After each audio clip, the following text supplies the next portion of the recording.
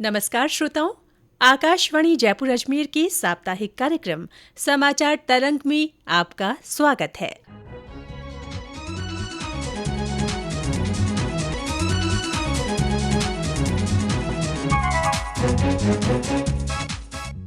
श्रोताओं, हाल ही में राज्य की 5 हस्तियों को भारत के सर्वोच्च नागरिक पुरस्कारों में से एक पद्म पुरस्कारों से नवाजा गया है। राष्ट्रपति रामनाथ कोविंद ने राष्ट्रपति भवन में आयोजित समारोह में पैरालंपिक खिलाड़ी देवेंद्र झाझड़िया और भारतीय प्रशासनिक सेवा के सेवानिवृत्त अधिकारी राजीव महर्षि को पद्म भूषण 2022 और पैरालंपियन अवनी लेखरा, पटकथा लेखक चंद्रप्रकाश द्विवेदी और लोक कलाकार पंडित रामदयाल शर्मा को पद्मश्री 2022 से सम्मानित किया। आज के कार्यक्रम के माध्यम से हम आपको देवेंद्र झाझड़िया और पंडित रामदयाल शर्मा से रूबरू कराएंगे। देवेंद्र झाझड़िया देश के सफल पैरालंपिक एथलीटों में से एक है, जिन्होंने भाला फेंक प्रतियोगिता में 2 गोल्ड और 1 सिल्वर मेडल अपने नाम किए।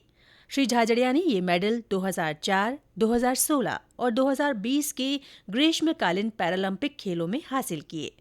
एक किसान परिवार में जन्मी इस शख्सियत की सफलता का ये सफर कैसा रहा, ये उनसे जाना मेरे सहयोगी मनीष मीणा ने। श्रोताओं, आज हमारे साथ हैं एक खास मेहमान जो वैसे किसी परिचय के मोहताज नहीं है। देवेंद्र झाझड़िया जी, स्वागत है आकाशवाणी जयपुर अजमेर के स्टूडियो में। नमस्कार जी। नमस्कार। आपको हाल में ही पद्म भूषण पुरस्कार से सम्मानित किया गया। चूरू के एक गांव से निकले इस होनहार युवक का इतने खास मुकाम तक पहुंचने का सफर कैसे शुरू हुआ और इसमें आपको किन किन चुनौतियों का सामना करना पड़ा, ये हमारे श्रोता जानना चाहेंगे। सबसे पहले तो मुझे इस खास मुलाकात में आपने शामिल किया, इसके लिए आकाशवाणी का बहुत बहुत धन्यवाद। खेल के क्षेत्र से जुड़ा हुआ हूँ, ग्रामीण परिवेश से हूँ, किसान परिवार से, तो खास करके चुनौतियों का तो सामना करना ही पड़ा था। उस टाइम में सबसे बड़ी प्रॉब्लम ये थी कि डिफरेंटली एबल जो लोग थे उनके प्रति लोगों का नजरिया बहुत ही अच्छा नहीं था। जब मेरे हाथ कटा 10 साल की उम्र में, घर पे आया तो लोगों ने कहा कि ये क्या कर पाएगा जिंदगी में, कैसे करेगा ये, इनकी तो लाइफ बर्बाद हो गई। तो ये जिंदगी का इससे बड़ी चुनौती कोई हो नहीं सकती। इसके अलावा जैसे ही स्कूल में गया ओपनिंग में, तो स्कूल में बच्चों ने भी ऐसी वैसी बात करते थे मेरे साथ। जब स्कूल के ग्राउंड में गया तो लोगों ने कहा कि आपका क्या काम है यहाँ पे, क्या करोगे आप, एक हाथ से क्या खेलोगे, जाइए क्लासरूम में जाइए, पढ़ाई करें और अच्छा करें आप। तो कहीं न कहीं वो एक चुनौती भरा पल था। लेकिन मेरे अंदर ये था कि कमजोर नहीं कहलाऊंगा मैं, कहीं न कहीं कमजोर नहीं कहलाने की जो जिद थी मेरी, उसने मुझे दुनिया का चैंपियन बनाया। आज जैसे मेरे को पद्म भूषण मिला है, तो सबसे पहले पद्म भूषण मिलने वाला मैं प्रदेश का पहला खिलाड़ी हूँ, देश का पहला पैरा एथलीट हूँ। सबसे पहले तो माननीय प्रधानमंत्री जी नरेंद्र मोदी जी को बहुत बहुत धन्यवाद देना चाहता हूँ। ये एक जो पहली बार पैरा स्पोर्ट्स में पद्म भूषण दिया गया है, अपने आप में बहुत मायने रखता है ये अवार्ड। इससे जो देश के दिव्यांग जन हैं विशेष तौर पे, उनमें एक हौसला आया है, एक उमंग आई है, एक नई उम्मीदें आई हैं। तो ये अपने आप में बहुत मायने रखता है। प्रदेश के लिए मेरा राजस्थान प्रदेश, उसमें पहली बार खिलाड़ी को मिला है, ये भी अपने आप में बड़ी बात है। देवेंद्र जी, किस तरह से ये आप इन सब चीजों को मैनेज करते हैं, किस तरह से तनाव प्रबंधन करते हैं, क्योंकि आपको तो फिट इंडिया का ब्रांड एम्बेसडर भी चुना गया है, तो कैसे करते हैं ये सब, थोड़ा इस बारे में भी हमारे श्रोताओं को बताएं। मैंने लाइफ में 10 साल की उम्र में बहुत कुछ खो दिया था, एक हाथ खो दिया था। मैं जब भी चलता हूँ या कोई काम का मैं मिशन लेता हूँ, तो सबसे पहले मैं ये सोचता हूँ कि इसमें मेरे पास खोने के लिए कुछ नहीं, मेरे पास सिर्फ पाने के लिए है। तो मैं पाने के लिए लड़ाई लड़ता हूँ, मेरे को खोने का डर नहीं रहता। तो मैं फिजिकली फिट नहीं, मैं मेंटली फिट ज्यादा रहता हूँ। उससे कहीं कहीं साइकोलॉजी के एडवांटेज मिलता है मुझे उससे। तो मैं जितने भी युवा हूँ उनसे भी कहना चाहूंगा कि जिंदगी में एक हार का डर ना अपने अंदर पैदा करें कि मैं हार जाऊंगा, क्या हो जाएगा। कुछ नहीं होगा, लाइफ बहुत बड़ी है, बहुत मौके मिलते हैं, ऐसा कुछ नहीं है। जी, मुझे भारत सरकार ने फिट इंडिया का भी ब्रांड एम्बेसडर बना रखा है। तो फिट इंडिया पे हमारे माननीय प्रधानमंत्री जी का विशेष फोकस है और उनका सपना है कि 8 साल से लेकर के 80 साल तक का जो है इंडियन, वो फिट रहे। फिट इंडिया पे बहुत मुहिम चल रही है, बहुत प्रचार प्रसार रहता है। यदि हम सब फिट रहेंगे तो देश फिट रहेगा, देश फिट रहेगा तो हम सब लोग आगे बढ़े। ये हमारी एक मुहिम है। मैं हर युवा से यही कहना चाहता हूँ कि कम से कम आप दिन में 24 घंटे में 1 घंटे फिटनेस के लिए निकालें। विशेष तौर पे युवाओं से कहना चाहता हूँ और इसमें बुजुर्गों से भी कहना चाहता हूँ कि लाइफ के 23 घंटे दे दो और कहीं, लेकिन 1 घंटा फिटनेस को देना चाहिए। एक एथलीट की जिंदगी की बात करें तो क्या क्या गुण आप आवश्यक मानते हैं, थोड़ा इस बारे में बताएं। आप फिटनेस वर्क करते हो, सबसे बड़ी एथलीट की बात करते हैं। एथलीट अपने आप में अलग होता है। वो इसलिए होता है कि वो बहुत मेहनत करता है, टीम वर्क करता है। तो जब वो नॉर्मल लाइफ में आता है तो कहीं न कहीं और से ज्यादा लाइफ में उसके अंदर कॉन्फिडेंस ज्यादा होता है। उसके अंदर एक टीम भावनाएं होती हैं। एक देश के लिए जिसने कंपटीशन लड़ा उसमें राष्ट्रीयता की भावना होती है। तो खिलाड़ी के नजरिए से देखो तो बहुत अलग होता है। क्या फ्यूचर होने वाला है खेलो इंडिया का, क्या फ्यूचर होने वाला है युवा भारत का, और क्या फ्यूचर होने वाला है हमारे आने वाले खिलाड़ियों का? बिल्कुल, मैं आपको बताना चाहूंगा कि ओलंपिक और पैरालंपिक होने से पहले जब हम जा रहे थे तो माननीय देश के प्रधानमंत्री जी ने हमसे विशेष बात की, हमारे परिवार से बात की और हौसला बढ़ाया कि देश के लिए खेलना है, मेडल ना आए तो आप प्रेशर नहीं लेना। बिल्कुल, ये अपने आप में बहुत बड़ी बात थी। हमारे अंदर इतना हौसला भरा उन्होंने। जब हम टोक्यो में गए, मेडल जीते, तब देश के प्रधानमंत्री जी ने हमसे बात की, बधाई दी, सभी से बात की। जब आने के बाद वापिस आए और ऐतिहासिक प्रदर्शन किया हमने, ओलंपिक में सबसे ज्यादा मेडल जीते आज तक के और पैरा ओलंपिक में भी सबसे ज्यादा मेडल जीते आज तक। जब वापिस हम आए तो एक बहुत बड़ा वेलकम हुआ। माननीय प्रधानमंत्री जी ने बहुत बड़ा स्वागत किया। मैं यहीं से कहना चाहता हूं कि यही भारत की चेंज स्पोर्ट्स कल्चर है। ये भारत की स्पोर्ट्स कल्चर आ गई है। घर घर तक स्पोर्ट्स को पहुंचा दिया प्रधानमंत्री जी ने।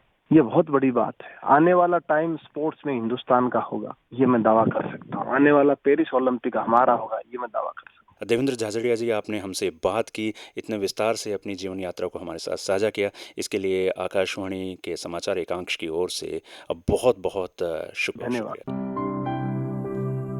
पद्म भूषण पुरस्कार प्राप्त करने वालों में सेवानिवृत्त IAS अधिकारी राजीव महर्षि भी शामिल है। इन्होंने राज्य में मुख्य सचिव के रूप में सेवाएं दी हैं। श्री महर्षि केंद्रीय वित्त सचिव के पद पर भी रह चुके हैं। श्री महर्षि राज्य में वित्त विभाग से लेकर इंदिरा गांधी नहर बोर्ड में और बीकानेर की DM से लेकर मुख्य सचिव तक विभिन्न पदों पर रहे। श्री महर्षि ने भारत के नियंत्रक और महालेखा परीक्षक के बतौर भी अपनी सेवाएं दी। राज्य की ही एक अन्य पैरालंपिक खिलाड़ी अवनी लेखरा को भी इस बार पद्मश्री पुरस्कार से सम्मानित किया गया। पैराशूटर अवनी ने टोक्यो पैरालंपिक खेल 2020 में स्वर्ण पदक जीतकर इतिहास रच दिया। निशानेबाजी में स्वर्ण जीतने वाली वह पहली भारतीय महिला बनी।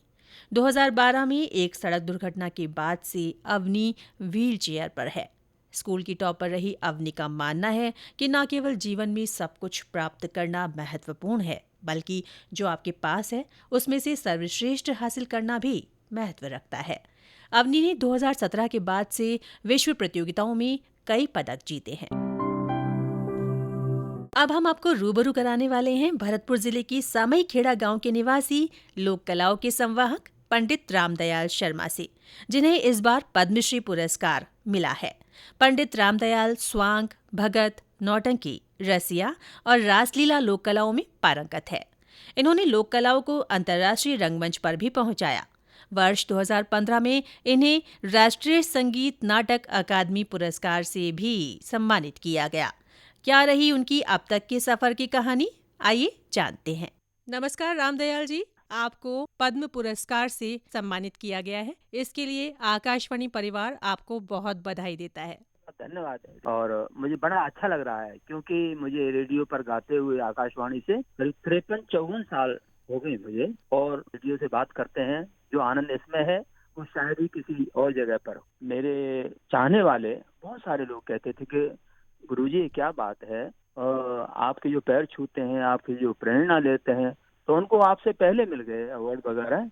तो मैंने उनसे यही कहा कि देखिए अवार्ड जनता का है। जब रेडियो में मैं आता था तो गांव के गांव जो है अपने आप रेडियो के आसपास चिपके रहते थे, सुनते रहते थे मेरे को। इससे बड़ा अवार्ड और क्या हो सकता है। दूसरा, ये जितने भी हैं तो मेहनत, कड़ी मेहनत और लगन से मैं करता चला जा रहा था। मैंने कहा ठीक है, सबसे बड़ा अवार्ड तो मेरे पब्लिक से मिल रहा है, लेकिन अब इस वक्त ऐसा माहौल देखो, मैं कितना खुश हूँ इस बात से कि अच्छी तरह से लोगों को चुन चुन करके ढूंढा जा रहा है। वास्तव में ढूंढा जा रहा है। इसमें कोई राजनीति नहीं है, कुछ नहीं है, लेकिन सच्चे जो कर्मयोगी हैं उनको ढूंढ करके उनको पुरस्कृत किया जा रहा है। मेरे पास इतने शब्द नहीं है जितना कि धन्यवाद किया जा सके। केंद्र सरकार द्वारा, आदरणीय प्रधानमंत्री जी द्वारा जो अच्छे अच्छे लोगों को ढूंढा जा रहा है, इतना सरल स्वभाव से वो मिलते हैं सबसे अच्छे लोगों से, तो इससे मैं जो है कितना धन्यवाद करूं वो भी कम है। इस उपलब्धि को पाने के लिए कड़ी मेहनत, लगन की जो कहानी है आपकी, वो हम जानना चाहेंगे। मैं एक छोटे से गांव है, एक ग्राम सामे खेड़ा है, जो कि तहसील डीग, जिला भरतपुर में आता है, और वो बॉर्डर पर है। यानी एक पैर मेरे अपने खेत में है, दूसरा पैर उधर रखूं तो जिला मथुरा में है वो। इस जगह पर हूँ मैं, ब्रिज क्षेत्र से जी। शुरू से ही इतनी मेहनत रही है, इतनी वो करी, क्योंकि मेरे परिवार में ही होता आया है। मेरे पिताजी, मेरे चाचा जी, ये इसको रासलीला और भगत स्वांग, नौटंकी, रसिया, इनके बहुत बड़े कलाकार, ऐसा घराना रहा है सामी खेड़ा, बहुत मशहूर घराना रहा है। तो उसी में मैं जन्मा, पढ़ता था, तभी से मेरे को उसमें इंटरेस्ट जो है पैदा हो गया। अपने चाचा जी को, पिताजी को देखते, वो बाहर जाते थे, तो पढ़ाई में भी बहुत अच्छा था। मैं आगे गया जो है, तो फिर उसके बाद में बड़ा मुश्किल हो गया मेरे को पढ़ना। 9-10 किलोमीटर पैदल जाता था, नंगे पैर, ठंडी में, जो पारा जमता था उस वक्त पर, ऐसे इसमें भाग के जाना पड़ता था मुझे स्कूल। डीग 5वीं के बाद बाहर ही था, तो डीग पहुंचते पहुंचते लेट हो जाता था। अब जो है लेट की सजा भी मुझे भुगतनी पड़ती थी। कोई किताब वगैरह कुछ नहीं थी खास ऐसी थी, लेकिन मैं जब टूर्नामेंट वगैरह जीता था, सभी मुझे अध्यापक बहुत प्यार करते थे। जैसे तैसे मैंने डीग से हाई स्कूल वगैरह पास किया, लेकिन फिर भरतपुर जाना था, तो मेरे बस की बात नहीं, इतना दूर पैदल तो जा ही नहीं सकते, 32 किलोमीटर कैसे जाऊं। हमारे चाचा जी और पिताजी जो है जाते थे बाहर, तो उन्होंने कहा कि चलो छुट्टियों में हमारे साथ चला करो। तो जो है वहाँ पहले रासलीला होती थी 1-1.5 घंटे के लिए, फिर नौटंकी शुरू होती थी।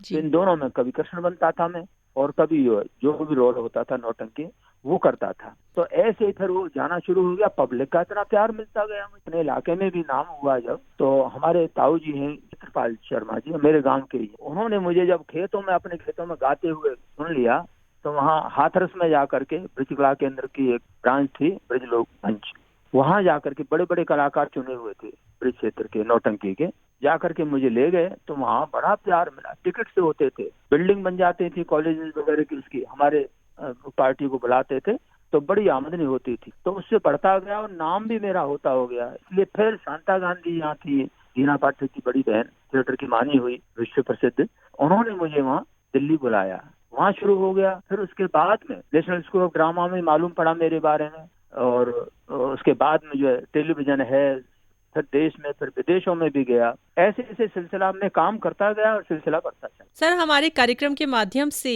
आप क्या संदेश देना चाहेंगे? मेरा तो यही कहना है कि लोक कलाओं को देखते हुए, अपने समाज को देखते हुए आगे बढ़िए, और इसमें नाम भी कर सकते हैं आप जो है, और अपने समाज को, उसको जो है ऊपर ले जा सकते हैं। समाज की असलियत है, हमारी परंपराएं जो हमारी हैं, वो सामने आ सकती हैं, उनको नहीं भूलेंगे फिर हम। ये आकाशवाणी तो मेरी प्रिय है, लगभग जो तभी से, जब से मैं जवान हुआ हूँ तभी से आकाशवाणी में, तो मेरा तो एक घर है एक तरह से जी। मैं सादर धन्यवाद करना चाहता हूँ, खुशी के साथ सादर धन्यवाद आकाशवाणी। पद्मश्री 2022 से सम्मानित और सिरोही जिले से जुड़े चंद्रप्रकाश द्विवेदी फिल्म निर्देशक और पटकथा लेखक हैं। इन्हें 1991 में टेलीविजन धारावाहिक चाणक्य के निर्देशन के लिए जाना जाता है, जिसमें उन्होंने स्वयं राजनीतिक रणनीतिकार चाणक्य की शीर्षक भूमिका निभाई। अमृता प्रीतम की उपन्यास पर आधारित फिल्म पिंजर का भी उन्होंने निर्देशन किया है। श्री द्विवेदी ने 1996 की टेलीविजन श्रृंखला मृत्युंजय का भी निर्देशन किया, जो कि महाभारत के महत्वपूर्ण पात्र कर्ण के जीवन पर आधारित है। श्रोताओं, ये थी हमारी समाचार तरंग की आज की विशेष प्रस्तुति, जिसमें हमें तकनीकी सहयोग दिया ओपी शर्मा ने, संपादक मनीष मीणा और प्रस्तुतकर्ता नीलेश कुमार कालभोर।